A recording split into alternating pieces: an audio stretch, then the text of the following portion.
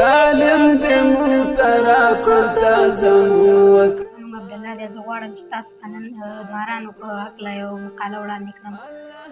په افغانستان کې 80 ډوله ماران پېژندل شوي دي چې ځینې یې زهر لرونکي دي او ځینې یې زهر نه لري.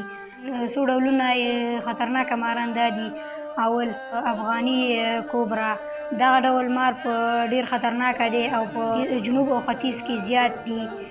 دوهم آی پي مار، دا ډول مار ډېر خطرناکه دی او په افغانستان کې ډېر عام دی او زهر لرونکی دی.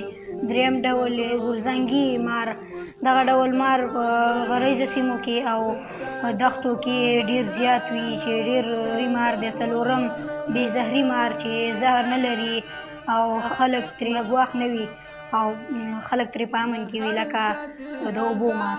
په اخلاص روحاني پلاره د علم